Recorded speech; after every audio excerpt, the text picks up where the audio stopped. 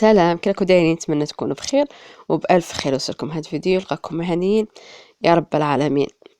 اللهم صل وسلم وبارك على سيدنا محمد. وبسم الله على بركة الله. نبدو الوصفه تاعنا تاع اليوم. كما كتشوفوا جبت لكم العسل. غادي نسحقوه في رمضان، الزلابيه، السيجار، القطايف، مام في العيد، المقرود، البقلاوه، الكاطو. كان له تشريه خدميه في دارك واقتصدي مع هاد الظروف اللي عايشين فيها. قد ما اقتصدتي راكي مليحه، راكي مرا ونص.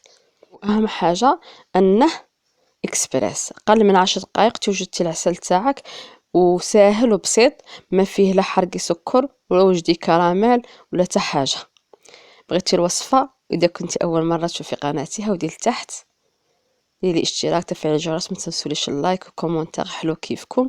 ونشكر كل واحد دخل لي القناه واشترك، وما ننساش اللي قدام عندي، ربي يحفظهم لي ان شاء الله. يلا نديرو الوصفه.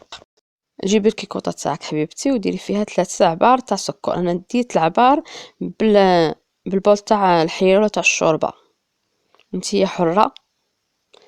3 عبار وعبار ونص تاع ماء، وهداك النص زدته غير شويه على النص. ها هو عبار تاع ماء وعبار فوق النص تاع ماء.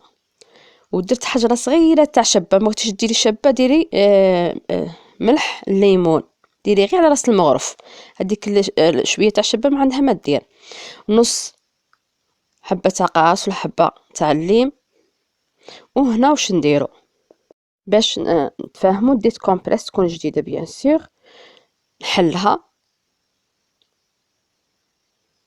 كيما قلت لك الشبه ديري غير ما دير والو، هذيك صغيره. وما بغيتش ديريها ديري ملح الليمون وما تكثرش منها، ديري غير على راس المغرف الصغيره تاع ملح الليمون. حكمت هذاك الكومبريس ولا هذاك الشاش ولا كيما بغيتي قولي له. درت فيه 2 مغارف صغار تاع شاي اخضر تاع لاتاي تاعنا اللي نطيبوا به لاتاي، الشاي الاخضر. احنا واش نقوله؟ لاتاي تاع الشعره، باش ما ديريش هذاك تاع داك المكور يجيك احمر. ها هو. ونرميها ونبلع الكيكوطه تاعي. نبلع الكيكوطه نديرها على النار عاديه. من تبدي تصفر، انا هاد العبار اللي درته حسبت 3 من دقائق. وراح نقول لك ما تمشيش تقدي وتخلي كيكوطتك على النار تنسيها. وزيدي ما تميزيليهاش دقائق، قبدي البورطابل ولا يقليه 8 دقائق 8 دقائق. صاي شيرات. وانا هاد العبار اللي درته درت 3 دقائق. انت اذا بيان سور اذا قللتي السكر نقصي دقائق. اذا درتي بالكاس ديرها 5 دقائق وحلي الكيكوطه تاعك وشوفيها. اذا لقيتي العسل تاعك مازال سيتي ديريه في مغرف وخليه يبرد باش تشوفيه لا قاعد خفيف ولا قاعد ثقيل. زيدي خليه يطيب، ما تبلعيش عليه، خليه يعقد وهذا مكان. واذا لقيتيه ثقيل زيديه الماء وخليه يطبخ شويه تتحصلي العسل اللي باغاته. الحلول كاينه في هذا العسل، الحلول كاينه ناجح 100%. صاي الشيرات بعد 8 دقائق. وبعد 8 دقائق الشيرات ها هي الكيكوطه نتاعي قلعتها وراني نحل فيها قدامكم. ها هو. شوف اللون تاعها شباب الشيرات، تحصل على لون شباب والذوق نتاعها تانيك شباب. ها هي نقلعوا هذيك السره اللي دايرينها وهذاك الليم.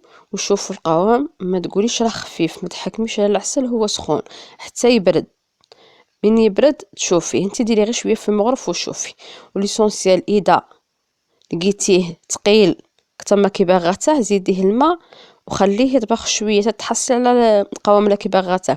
واذا لقيتيه خفيف ديري على النار يعقد، ما تبلعيش عليه الكيكوطه. صاي. ها هو. انا هذا هو القوام اللي باغاته، ما زدت له ما نقصت له. ها هو. ومن يبرد يبان. خليته غير دفى شويه. وديري العسل تاعك في بوقال ولا في بواط، من بغات ديريه ليسونسي ما تخليش حتى يبرد تماما. تغبني باش تنحيه من الكيكوطه. عطيتكم الشيرات خبره تاع شحال من عام ونخدم هذا العسل، يجي شباب ما يتسكر لك ما والو. تخدمي به البقلاوه، ديري به المقرود، ديري به الكاطو، ديري به الزلابيه، السيجار.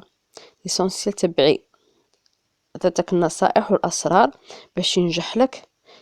وهنا كان عاد سخون ودروك من برد. وكما قلت لك اذا ضاعفتي الكميه زيدي حتى 10 دقائق، خليه يطيب 10 دقائق وحلي الكوطه تاعك وشوفي.